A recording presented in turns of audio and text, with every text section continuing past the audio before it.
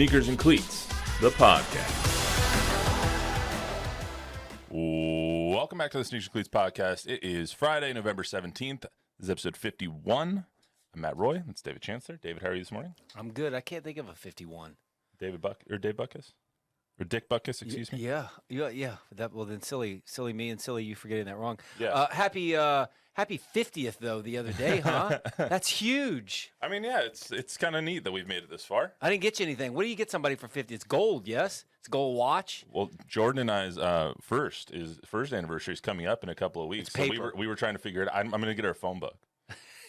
So should I not do that? That's probably not great. My first Christmas with my wife, my mother gave us for Christmas. We opened this box and there's all these little paper mache things, and I was just like, "What is this?" And there was like a hippo and a giraffe and a bird of some sort, and I was like, Mom, what are you doing? Like, what is this deal? And she's like, that's a first anniversary Christmas gift because they're all made out of paper. And now, so every year when we put the ornaments on the tree, I feel like a complete horse's ass because it's like, oh, this is so nice. So yes, you'll need to get her a. What if I do the phone book, but they actually fold them into things? I'm just kidding. I'm actually not getting my wife a phone book. There may not be an anniversary number 2. Other names for number 51. So Randy Johnson, good one. Ah, yes, the bird. That was one of the best moments in sports history. Ever. How do you hit a bird with a pitch? That's it just exploded too. Like there's no bird remains. There's a. So how old are you when that happens? That was what, early 2000s. Internet's not around, right? No. Well, it was around, but social wasn't. Not like now. I mean, so it would. You were still doing dial-up at that point. Yeah. I mean, just the idea of that happening now would break the internet. It would break the internet. Yeah. It would break the internet. For sure. It's what I remember about him, by the way. Well, I remember him on the D-backs and winning the World Series in Game 7 against the Yankees and stuff. But the bird comes to mind like first or second thought. I think mullet, bird. Unbelievable pitcher. I think that's a fair order. And then Ichiro's the other one I came up with. Ichiro, also great pitcher, probably started the international craze. I think it's fair to say he lived up to the hype, and there was a lot of hype. I mean, he was Shohei before Shohei. I mean, he had the power. He was Wemby before Wemby. Where that trail of oh my God, you're going to see something. Everybody else on the other part of the world has been seeing something that you haven't seen. America, you're about to see it. Watch out. Right. And he lived up to the hype. So we're going to keep it short and sweet today. I know David has another show to do at 12, so we're going to get out of here. We have a lot of stuff to go over, including Frank Harris possibly playing his last game in the Alamo Dome tonight. Actually, not possibly. He is playing his last game in the Alamo Dome tonight. Possibly Jeff Traylor playing his last game, coaching his last game in the Alamo Dome tonight. Mm-hmm. We'll talk about that. Wemby and the Spurs, what's the word? Suck?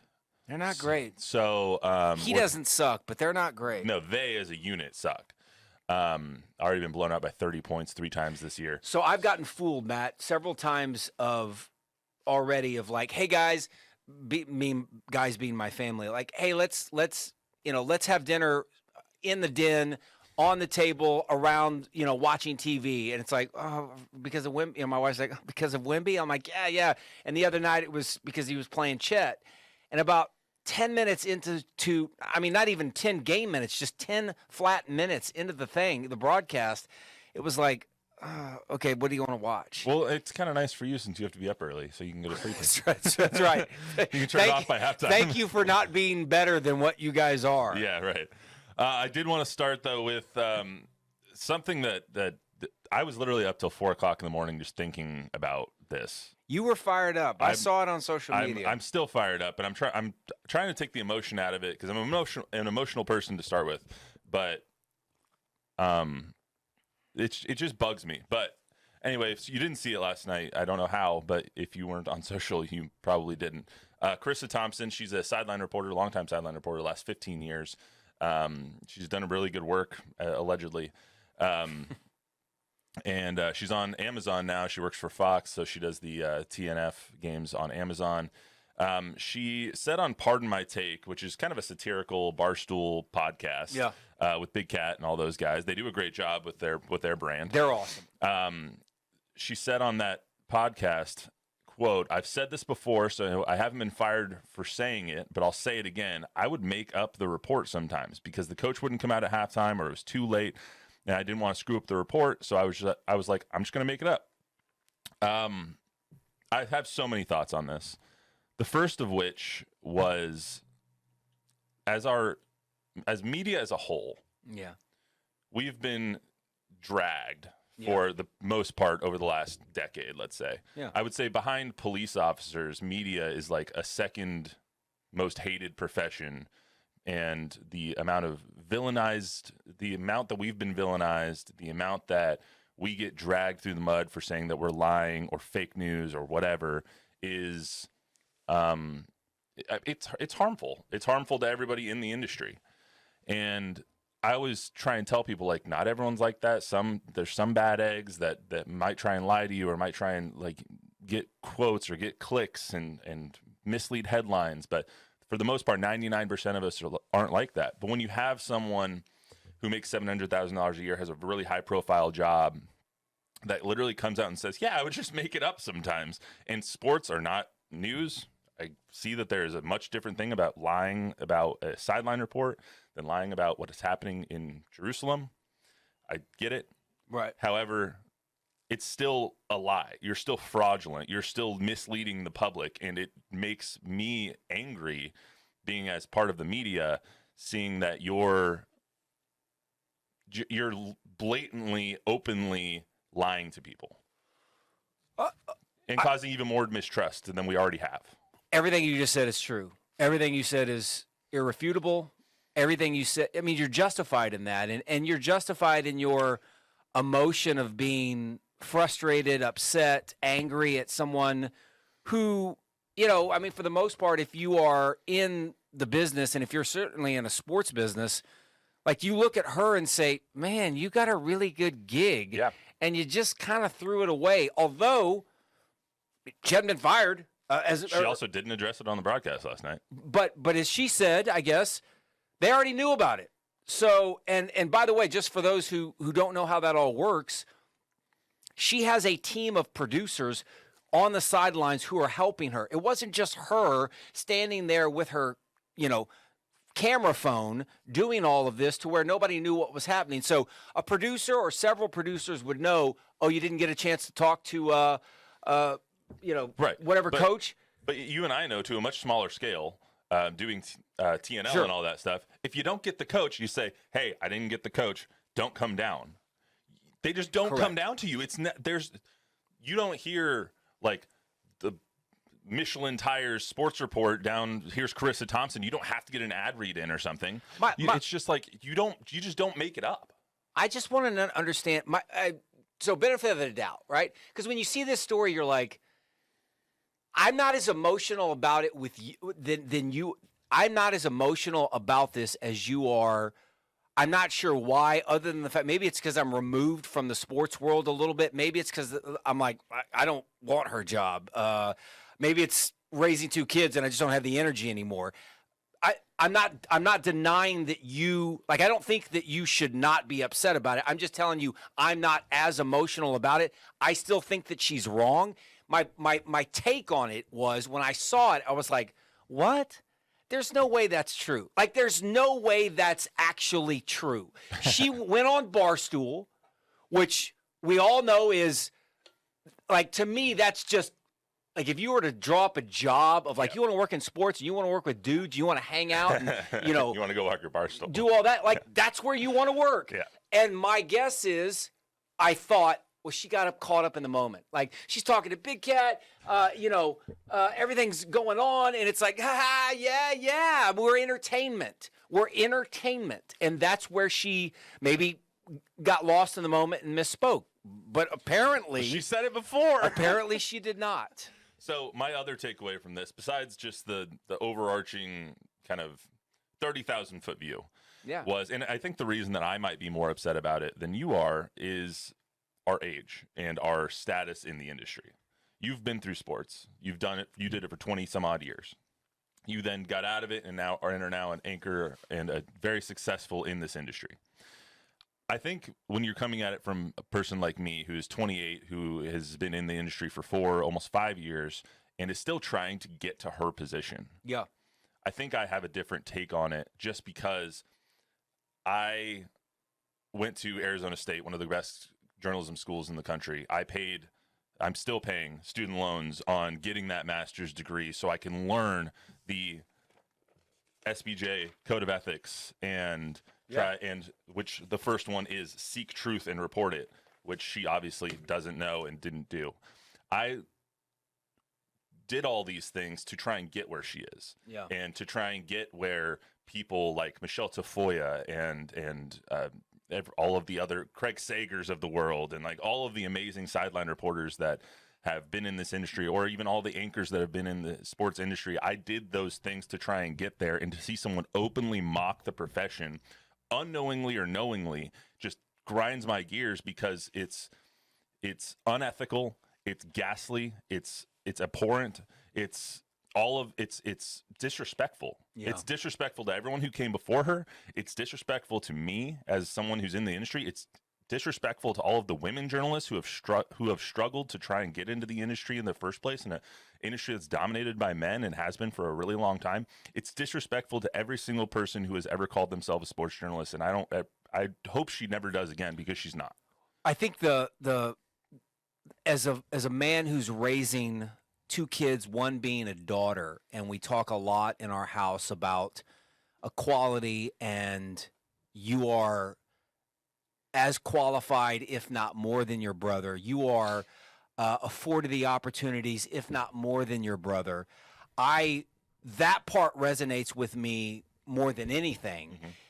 Is the line where you talked about the women journalists, because you use the name, Michelle Tafoya, and she's fantastic, and there are countless others. Yeah, Lisa Salters, Laura Othman, so Lisa Salters is the one that jumped to mind. We're talking about not only a woman, but a woman of color who has really had to kick down a whole bunch of doors. And, she has, to me, again, I'm not going to sit here and just say that somebody's justified or not justified in their emotion, but if I'm Lisa, I am certainly upset, because I have worked my butt off to get to where I'm at. And now what you did was you basically just threw out there, oh, you know what? They just hire an eye candy. Yeah. That's certainly wrong. My other takeaway from what you just said there, how you said you're 28, but yet you use the phrase grind my gears. Like, how old are you? I watch Family Guy sometimes. Well, and I think that goes to the larger point. You saw Lisa, you saw everybody in the industry like come out in force. Has anybody defended her? I've seen a couple of people not defend her, because I think we all realize that it's wrong. There's a lot of people that have come out and said, like, she's still a good person, we can't take her out to the woodshed and leave her there and all that stuff. But I think that it was really telling last night when you saw people like Michelle Tafoya and Lisa Salters, and Aaron Andrews hasn't said anything, but they have a podcast together, so that's going to be an interesting episode on Monday when they do the Calm Down podcast. Yep. You saw all of the bigwigs in the industry, people that we look up to, the Tracy Wolfsons, like all of those people. They didn't stand by her at all. Yeah. They called it disgusting. They were disgruntled. They were disrespectful. All of the words that I just used and more have been used by all of the bigwigs in the industry. And I think that, like, when you're someone who loves the industry as much as I do, as much as you do, as much as so many people who've dedicated their lives to this industry and have seen it villainized and have seen people be dragged through the mud and just everything that goes along with it, it makes me incredibly salty about it. The real unfortunate thing about things like this is, for the most part, there are exceptions to this rule, but for the most part, when a journalist gets into some sort of scandal, right, all it does is, and this is true in any sort of industry, but so much so with ours, just because it's public, a journalist makes a mistake, a journalist admits to a mistake, a journalist admits to any sort of wrongdoing where there is intent, right, to lie. It stains the industry. It once again puts a black mark on what we do, and it gives folks who don't believe in what we do a right to question it. But Carissa Thompson, nobody will remember her name in a week. Nobody will remember what exactly she did, who she worked for, the name of her podcast. And I'm not trying to be mean to her. That's just a fact. Like, that's just a fact. I think they will. I think that's wrong. I think that they will. I think that when you're that high profile, I don't even know. I'll be honest with you, bro. I don't even quite understand. If you put a gun to my head, I couldn't tell you what she looks like. Really? I don't know who. I think the average person is like, who? Maybe it's because you're asleep on Thursday nights. I see your point. My though. bigger point is, you leave the house that you have lived in worse than you left it, and nobody should ever do that. Yeah, nobody should ever do that. And I don't want to keep harping on this. I think the last point I'd like to make is at Arizona State, I learned from someone. Her name's Paula Boyven, and she is in the Arizona Sports Hall of Fame, and she tells a couple of stories about how being a woman journalist in the 80s and in the 90s and in the early 2000s, how hard it was and how hard women have worked to be equal. I don't want to mistell one of her best stories about Oral Hershiser and being in the Dodgers locker room and stuff.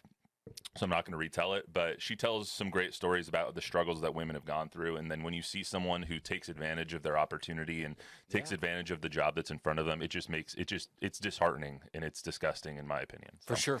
Let's get to some actual sports here. Frank Harris is playing his last home game tonight. And I feel like it invokes a lot of emotions for everybody in San Antonio who pays any attention to UTSA athletics. They came from pretty much nothing and were not good for 8-9 years. And then Frank Harris comes in, a local boy, and Jeff Traylor comes in, a Texas coach, and expectations weren't high. And then they come in and they take over, and now they're one of the winningest programs in Texas. Besides all the winning that they've done on the field, though, you can't get a better person than Frank is off the field. He's done countless amounts of charity and goodwill around the community. To me, today is a happy day to celebrate them, but it's also a really sad day that Frank Harris's career is going to be over soon. Well, there's three of them, right? So when you look at and I know we're forgetting other seniors, but there's two seniors. Yeah, Rashad Wisdom as well. There's two seniors and one player, right? Or one coach, rather, that really are the three-headed monster of this entire program. And it's Frank Harris, it's Rashad Wisdom, and it's Jeff Traylor. Right. And, as will be talked about now for between now and kickoff, and then probably after that, is that the last time that those three will be in the Alamo Dome together? It'll certainly be the last time that the players play a home game there, and it could be Jeff Traylor's last time. My take on Frank Harris is, man, I wish, for folks who weren't here, I wish you could remember or have seen him when he was at Clemens.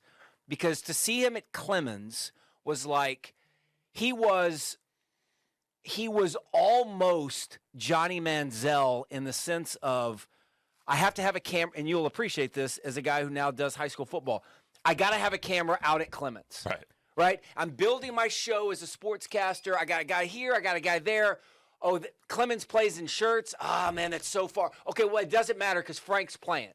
Yeah. Right? And so you always had to make sure that you had a camera where Frank was, because Frank was going to do something with his legs that you had not seen. Yep.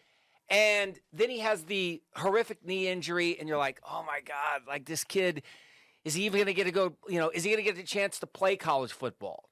And obviously the story goes, and now 7 years later, it's like 11,000 passing yards, all of the seemingly 250,000 touchdowns. And yes, the awards, the honors, the awards, the stats, the records that he owes, I don't think anybody will ever break at UTSA because nobody's ever going to play 7 years. Now, he didn't play all 7 years, but nobody's going to play 5. No.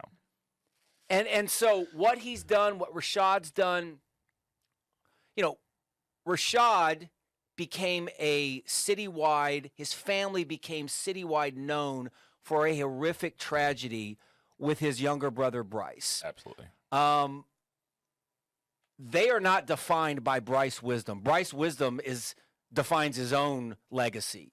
But the way that UTSA football embraced that family, the way Diana Wisdom has embraced and become an ambassador for UTSA football, you couldn't help but see them and be like, man, they're really cool. This is really awesome. I love them. They seem like family to me.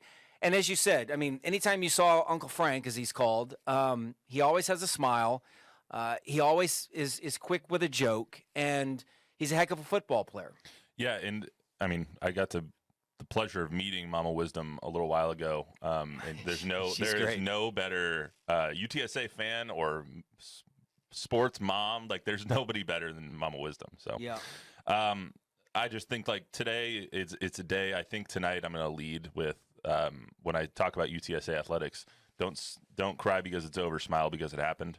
Because it's going to be an emotional night in the Alamo Dome tonight, for sure. When Frank walks off that field for the first time or for the last time, when Rashad walks off there, and not to mention the other 19 seniors that they have. Yeah. Well, there's a lot of emotion and there's a lot of uncertainty right now because yes, there'll be tears for Frank Harris, but there are some nervous folks. Who are worried that this is it. There's going to be a lot of and you know what? This is probably it because if it's not A&M, it's someone else. It's going to be somebody else. Well, yeah, because if they get another coach from another place, A&M that is, if they don't hire Jeff and they get Danny Lanning, let's just call it Danny Lanning, Jeff's going to be up for that. So, correct. Yeah, you know what I mean? Right. Like, Somebody's going to rob Peter to pay Paul. Exactly. Jeff is going to be up for any number of jobs because of the immense success that he's had here. And I feel like today, out of all days, is a day to just be like, man, tip of the cap. To UTSA, to Jeff, not to UTSA, to Jeff, to Frank, to Rashad. This is probably the last time. This is the last time we're going to see all three of them together in the Alamo Dome. This is probably the last time we're going to see Jeff there. He just interviewed for the A&M job on Tuesday, as reports have called it or have spoken. Apparently, he spoke with the athletic director over at A&M, and they were supposed to have a half-hour Zoom call. It ended up going an hour and a half. And I feel like the A&M athletic director is learning why everybody loves Jeff so much. But it's pretty wild that this is going to be the last time. And honestly, it's just a tip of the cap to all the work that Jeff's done because there's no better person to do it. Social media is hilarious to me because I just put this out just because I was feeling it, but it's the things that I've seen, the articles that are being written about Jeff and his connection with the Aggies, and Kirk Bowles from the Austin American-Statesman, I think broke that story. I'm not sure. I think you're right. But that he had the phone interview Tuesday, and you go in and and you want a real chuckle here. Read all the comments and the replies. I don't know. I don't want to say chuckle at the replies from the Aggies. But it's just people who have an Aggie avatar. Maybe it's one guy in a basement. Who knows? But what I put on Twitter about half an hour ago was the ignorance on Jeff Traylor's ability is hysterical as an observer. It's alarming as a football fan. For those in the cheap seats, whispers, he's the guy. Yes. And maybe it's Mike Elko too. Everybody here in San Antonio is like, oh my gosh, it's Jeff Traylor because Jeff Traylor is cool and we've seen him at HEB and, he's got that raspy voice and we've seen what he's done and he's done all of this with little. Can you imagine what he can do with a lot? All of that's true. But Mike Elko can do a lot too. Mike Elko has turned a Duke program into a viable top 25 football team that hung with a lot of big boys earlier this year. He's done what he's done at A&M. So either one of those guys is fine, but I think you hope it's Jeff, unless you're a diehard UTSA fan, obviously. Right. But you hope it's Jeff because you think, they're going to get it right. The Aggies are going to get it right. Now, if you're an Aggie fan, because he's not going to build just a national contender. He's going to build a program. He's going to build culture. He's going to find some way to do the 2-1-0 triangle toughness deal only there. What would he do? How's he going to do with all of these 5-star guys? He's going to get these underachieving 5 stars fired up. Yeah. And that's what you know, if you're an Aggie fan, that's what you want to see. Not, however, I don't care about the time because I want to get your take on this. Okay. You're the Aggies. Okay. Right? You have 3 options. You have Mike Elko, which you know. Yep. He's an Aggie. I mean, he's been in the culture. He has drank the Kool-Aid, right? So you have Mike Elko on one hand, and you know what he can do. You have Jeff Traylor, who you don't know what he can do at that level, but all evidence says, my God, this guy would come in, he would rally the Texas high school football coach. You know, all of that's huge when it comes to fighting against Texas. Mm-hmm. Texas now come to the big boys, but he is an unknown name on the national level, right? Or you have all the money in the world and you go get Urban Meyer, right? And that's a deal. That's a dance with the devil, right? Because it's Urban Meyer and it's everything. But you say what you want about Urban Meyer and make all the jokes and Jacksonville and blah, blah, blah. But he won at Florida and he won big. He won at Ohio State and he won big. And odds are that he goes to Texas A&M with all that money and resources and he's going to win big there too. Not because Jimbo did it. Jimbo was an outlier. I think Urban Meyer is a better football coach, a better recruiter, a better program builder than Jimbo Fisher. So if you have all 3 of those and you say, as if Mr. Miyagi is here and you have all these cards, choose, which one do you choose? So trying to put aside at least my biases towards Jeff. Yes, of course. You kind of have the how much do you want to pay kind of thing going on here, because it's like Urban's going to command $15 million a year. Why is that? I don't understand why does anybody bring up money when it comes to A&M? They're paying a guy $76 million to not coach. Like, and it's not even that. Like, it's this. Hold on, it's this. It is 100% this. This is what they're thinking.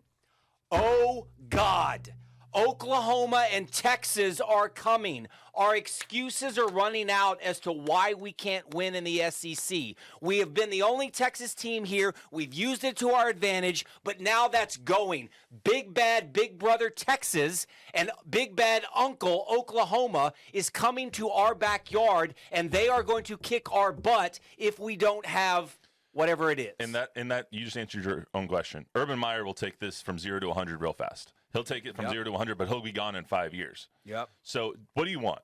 Do you want someone who is possibly going to stay there and could live there? I mean, Jeff has said that he wants to stay in Texas. He loves Texas. He's a Texas high school football coach at heart. Mm-hmm. He's worked in Texas almost his whole adult life. Would you rather have someone like that, have an unproven, relatively, Duke is a big school when it comes to basketball, not really football. And Mike Elko has done a great job with the football program, but you're never going to be on the level of an A&M with their resources at Duke. Mm-hmm. Would you rather have the relatively unknown or the person who's won a national championship pretty much everywhere he's gone and has succeeded pretty much everywhere he's gone, but there's a time limit because he's going to, whether it's real or fake, I don't want to joke about Urban Meyer's health problems. Something's going to happen. Yeah. Something weird is going to happen with Urban Meyer. They're going to get sick of him, and he's going to be gone in 4 or 5 years. However, you might have won a national championship in that amount of time. Is that worth doing a deal with the devil? I don't know. I need a guarantee. If it's a guarantee that I'm going to win a title in 5 years, if you're going to win one title, am I going to win with Jeff? Am I going to win a title with Jeff? Okay, I'll give you this scenario. You hire Urban Meyer. Because, by the way, as silly as people think this conversation is, like, this is happening with guys who make a lot more money than you and I do. So you hire Urban Meyer, you win a title in year 3, he's gone after year 4. And but you won a title. But I beat Texas along the way. But you won a title, so probably. You hire Mike Elko, he comes in, you get to a CFB. You get to 2 CFB playoffs. In 6 years, he has a down year in year 7, 7-5, let's call it. He gets fired. He's gone after year 7. Was that a successful tenure if you make the CFB playoffs? Or you hire Jeff, and he might be there for 10 years. He has now gotten you to 10-2, 11-1 seasons every single year. And that's going to get me in the playoffs. And you're a consistent winner. You're a consistent winner with your down year being a 9-3 season. Which one do you want? Well, here's what I've said about Texas A&M for a long, long time. And to you Aggie fans, know this. I grew up there. I cheer for your team, but I call it like I see it. And I'll say it time and time again. When ESPN or Fox rolls into town, the only thing that they're hyping up is the 12th man and Reveille. They have nothing else to hype up. And when everybody rips your program, they always point to the fact that all you do is point out 1939. That's the last time they won a national championship. So if Urban Meyer can erase both of those things and make you relevant beyond, hey, man, 50,000 people showed up to cheer at midnight.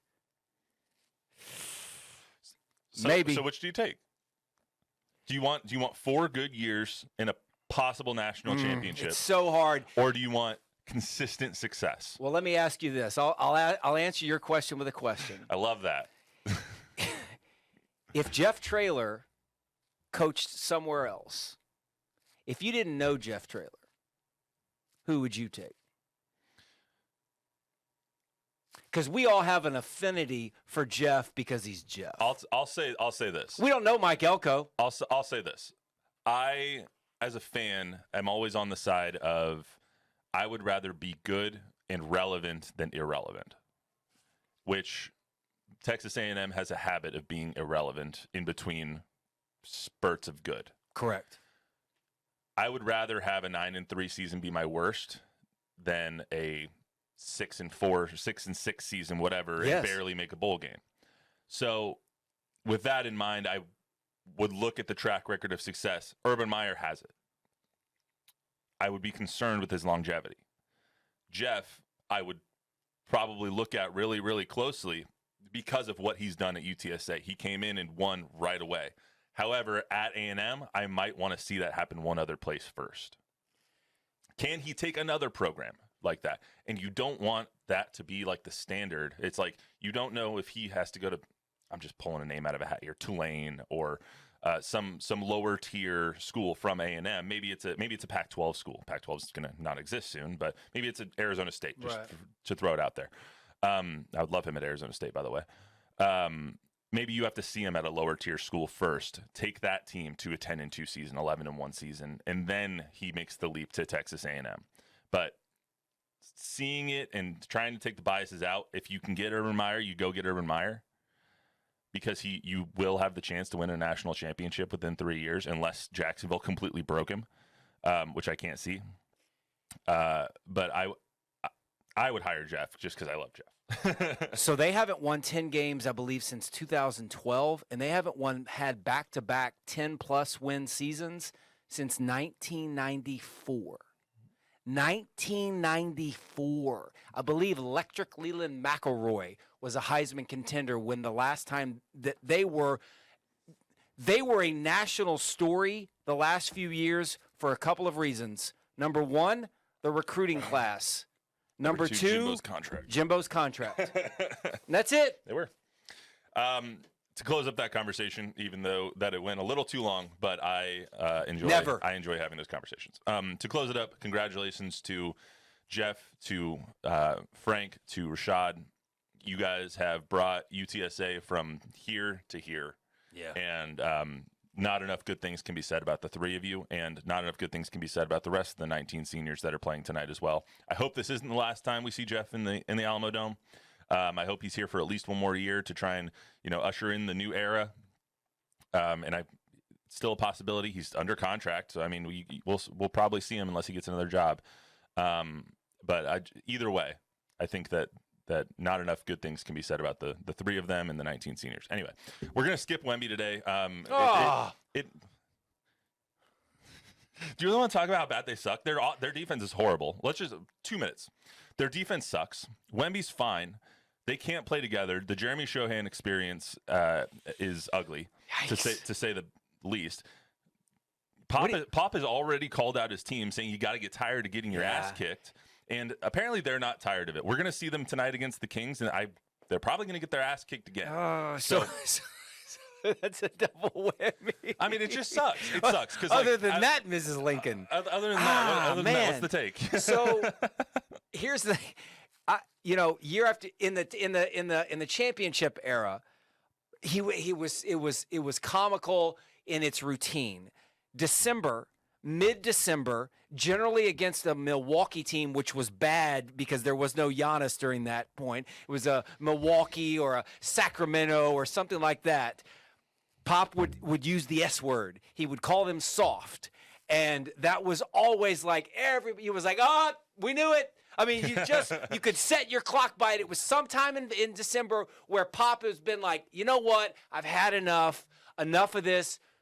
Stop being a victim of your own demise. Figure out your own plan, your exit plan. Let's get going. And sometimes it was before, sometimes it was after Christmas, but it was sometime around then. Watching him the other night, there was the people who are saying that he's just sitting there on his thumbs, not coaching. Do you not watch sports? Like, are you literally just going to your device and looking at what other people say? Because there's video floating around that some fan took the other night in Oklahoma City, a view from the cheap seats, and they zoom in, and he's going crazy, dog cussing his team. And it's like, of course he's coaching them. Of course he's coaching Wemby. Oh, he's too soft on Wemby. He doesn't coach Wemby like he coached Tim Duncan. Come on. Well, and you see, it's stupid. That's silly. He's coaching them there. I wish he needs a grown-up. He needs a grown-up running the show out there. He needs he needs Drew Holiday. He needs somebody out there. I mean, the team sucks right now. Can we now. trade for Drew Holiday? I don't think he can be traded again until December. But I mean, it's like 2 weeks away. We should trade for him. This is the best. I don't think this is the best part of doing news is being able to talk about the Spurs now with the word "we." I love it. I love it more than anything. I can be the crazy fan, and you have to be like, well, David, I mean, I don't have to be anything. I just ripped Carissa Thompson a new one like 20 minutes ago. You did. I liked it. It was good. I don't know what's wrong with I don't know what's wrong with them. No, the Spurs they don't know how to win yet, and it's very apparent that they don't know how to win yet. And my take on what Pop has done and has said is that he's going into them earlier than later because he needs them to get off their ass because I think he thinks they can win this year as well. And so him telling them that you got to learn how to win and play a full 48 minutes and not just 22 minutes in the first half and not get your ass kicked again is his way of saying, like, let's fricking go. Yeah. Like, yeah. I don't think he cares what's in the social media because he's proven that he doesn't give a crap. No. But it's not about that. It's about winning now. Like, he's, 70 years old? Something like that? Yeah, I forgot. He 74, I believe. 74. He wants to win. Let's fricking win. You got a good team. You got the young veteran in Doug McDermott being your oldest guy. Right. They're the youngest team in the league. They need to learn how to win, and I think he's sick of them not figuring it out. Well, I heard somebody say this earlier, and I know you guys, I know the entire sports department has been, kind of touching on this angle as well, but like I think all of us missed the angle, the storyline of NBA teams getting sick, having Wemby overload so early in the season. It's like Wemby comes to town, you come to Wemby's town, and it's like, oh my God, we're playing Michael Jordan in their prime. We're playing Kobe, Shaq, and the Lakers, and they're going to get everybody's best shot. And I mean, these 20-somethings have no idea what does that mean. Like I'd never seen that was never more apparent than what happened in the Garden. Like, what happened in New York was so shocking to me. I don't know why, but I was like, oh, my God, like, this is awful. It's national TV. They're chanting overrated. And it was like, oh, my God, this is a lot. Like, this is a lot. And by the way, this is why Greg Popovich signed that extension. He wanted to come and be here to shepherd them through this. But they need a lot of help. They need a lot of help right now. They need a lot of help. Especially to cover their win total, which we all said was ghastly. Yeah, I mean, 28.5. They don't seem like they can win 10 at this point. I thought they win about 42 games. Yeah, and they definitely need some help to do that. I mean, they'd have to be the 73 Golden State team right now to get to that pace. Real quick, Cowboys this weekend against the Panthers in God, how good is Dak right now? in Carolina. I mean, seriously, are you going to take an opportunity to tell everybody on this program how wrong you are? I'm not. You, Don, Chuck. I'm not, because I'm going to come in on Monday and they're going to have lost to the Panthers. And Oh, come on, dude. Come on. It's Dak's playing out of his mind. he's playing really well. I wish he had. He's not an MVP candidate. I find that to be silly. CJ Stroud is. He's because he's got more signature wins. I mean, at Jacksonville against. None of the wins so let's just talk for the Cowboys. None of the games until Philly matter unless That's 100%. Because they've lost the two signature games. Unless you lose. Right. I don't care what you do. I know you're going to beat Carolina. Just win the game. And by the way, I don't care if Dak throws 4 picks against Philly as long as they win. Yeah. I mean, they got to win that game. Well, they have to win that game. What you really have to do is win every game until then. However, why? I mean, what? Because they're up by 2.5 games right now in the division. I see that, but like if you win the next 2 games, but then lose to Philly, like who cares? You're going to lose against Detroit or Philly in the first round of the playoffs anyway. To at least have a chance. And by the way, if that happens, you got to get rid of McCarthy and Dak. All right, Carolina, they're 10.5-point favorites. They win and cover, or they just win? Yeah, they cover. I don't think they cover. I do think they win. Bryce Young's going to have a good day. You know I don't bet. I know you don't, but I'm just saying. For all of my non-betting friends out there, I don't either. Why is there a spider on this thing? I thought this was a mascot thing. No, it's your emotional support spider. There you go. Keep it. Hey, look, it's Carissa. Oh, gosh, dang. All right, so anyway. By the way, everyone go read the SPJ code of ethics. I am not. I just want to make sure. I didn't go in as hard as you did, but I'm not condoning what she did. Okay. Right? I mean, tell the truth for God's sakes. All right. If anyone needs to, by the way, she doesn't have a journalism degree. I just figured that out last night. Is that right? She has a law and society degree from UCSB, the biggest party school in California. So congratulations to her. See truth and report it. Minimize harm, act independently, and be accountable and transparent, none of which she did. The tenets of journalism. Congratulations. So that's all we got for you on today's Friday edition of the Sneakers and Cleats podcast. Remember to download, rate, review, subscribe, give us a 5-star rating, tell a friend, tell an enemy, tell your mom, tell your dad, tell your grandma. I'm getting good at this outro thing. We'll be back on Monday, as always, with Don, Chuck, and I. For now, have a good weekend. Go Devils. Hopefully they don't get their asses kicked too bad by Oregon. We'll see you later. Arizona State's a good party school, though, right? I don't recall. I thought they were. Don't recall.